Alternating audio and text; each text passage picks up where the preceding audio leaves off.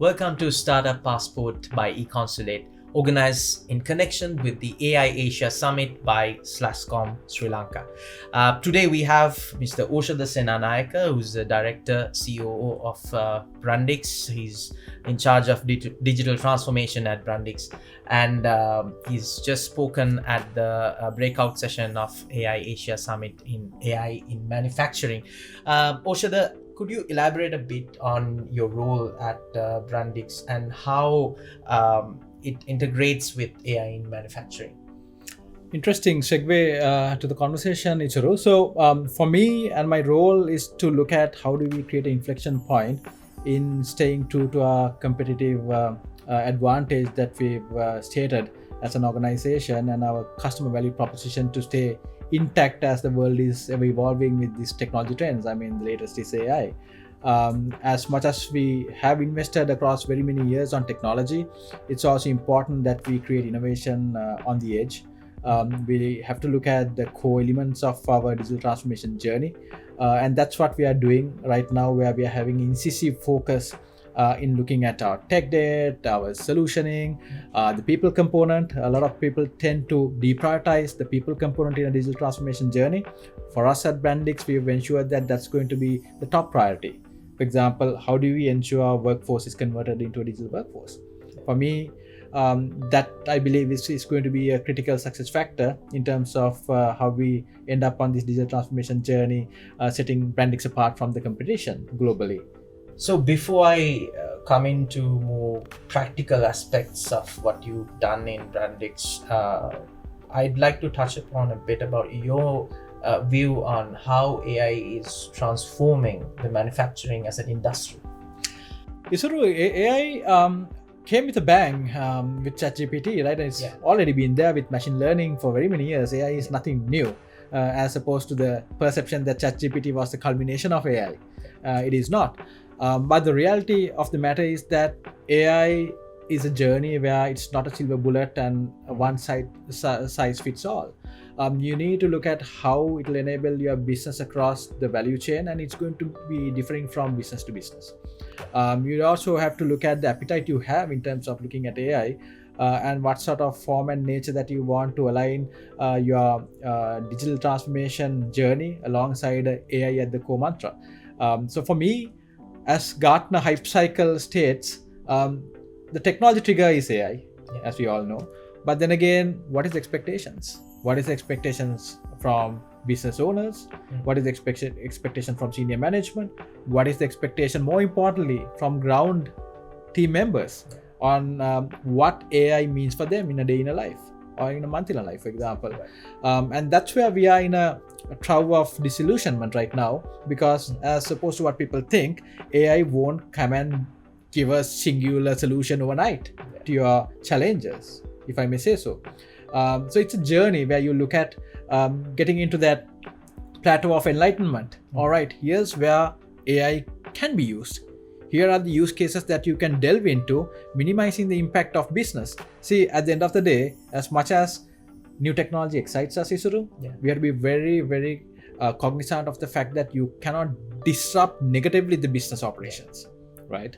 You need to ensure that you validate the scenarios with AI, and AI is a learning journey. We are still not at AGI, artificial general intelligence.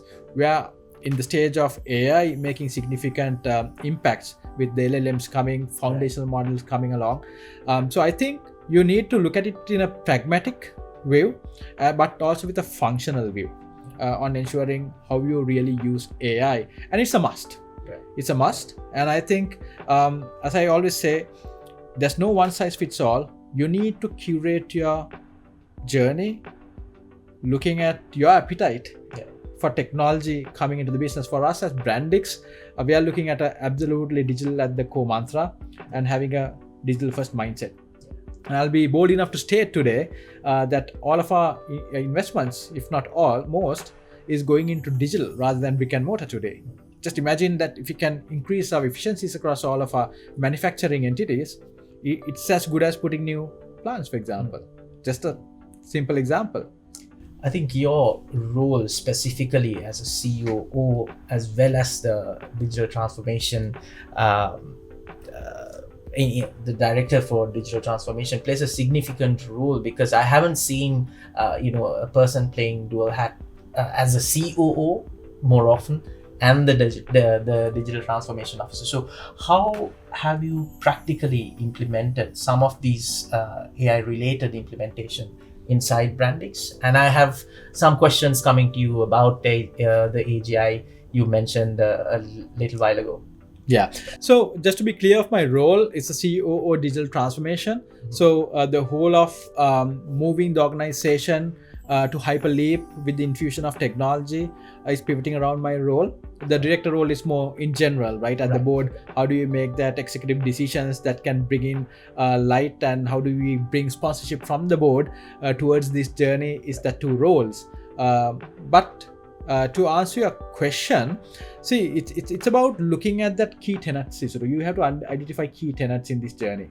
See, again, a lot of people tend to mistakenly think that AI is something that you can bring in and infuse to organization just on a get-go. You can't. You need to have your data engineering rigor in place.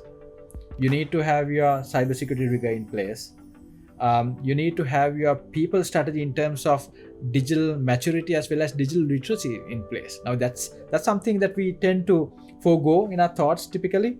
Digital literacy, right? I mean, if you look at from a country perspective today in Sri Lanka, our digital literacy is not right up there as what we want to in terms of our general literacy, which is right on top from a South Asian perspective, or even globally, right?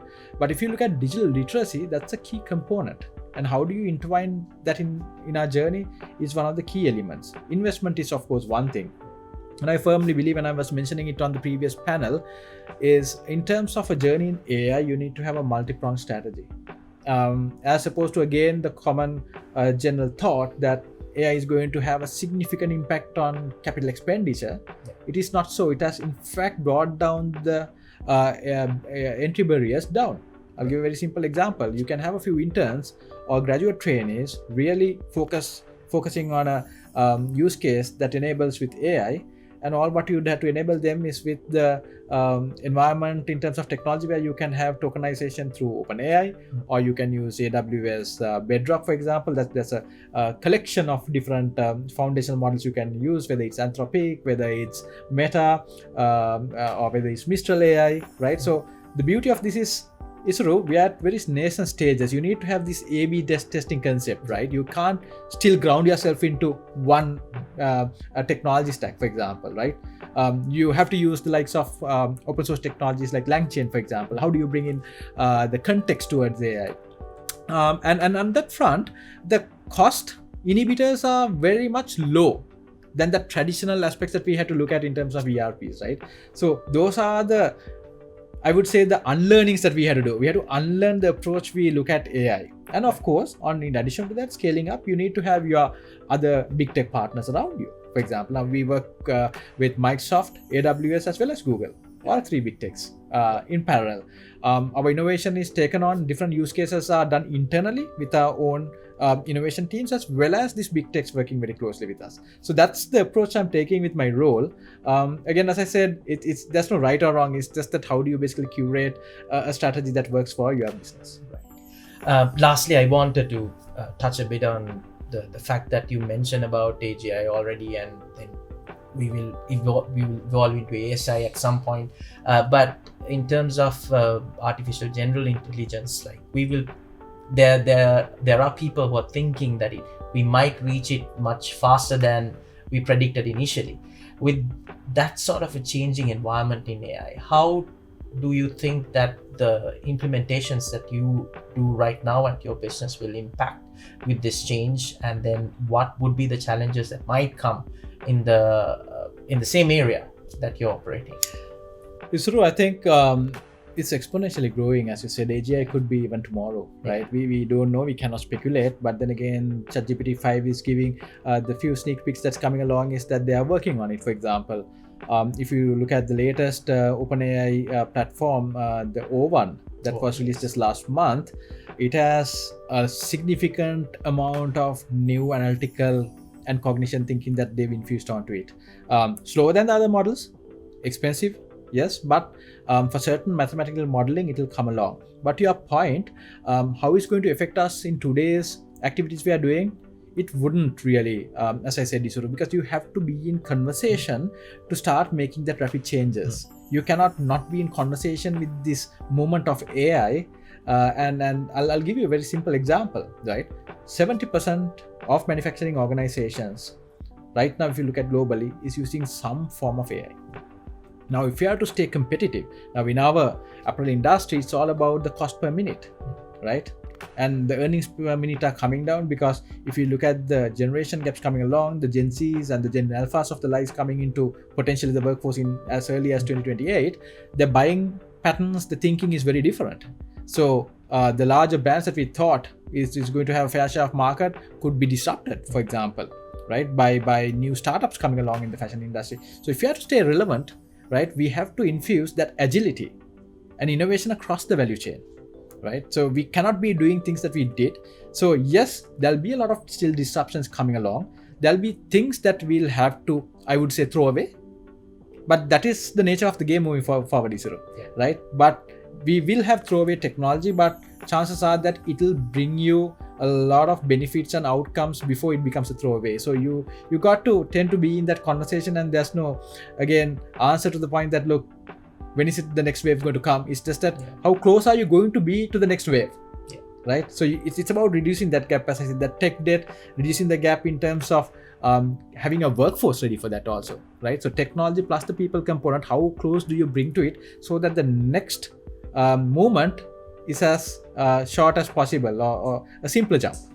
That's how as well as the collaborative innovation that you mentioned with the internal and the external factors. Absolutely. So I think that's one of the key success factors, because right now in the world, it's the concept of open innovation that's driving co-creation even internally. I mean, there's the old adage of the fact that IT teams or digital teams had to do all of what digital transformation used to be is out of the window today. It's about co-creating and going on the journey also with the right business users across different functions in the value chain, right? As well as the external stakeholders coming in, such as the big techs, and it doesn't have to be the big techs. And also, in fact, Brandix, we invest on the local spiralation program done by ICTA. So we look at even the startup ecosystem coming through that journey with us. Right, and that's how you need to look at it, and that's how we are looking at it, Isuru. Thank you very much, Oshada. You've touched upon pretty much everything I wanted to ask during the show today, and that was Mr. Oshada Senanayake, Director, COO of Brandix, who's responsible for digital transformation.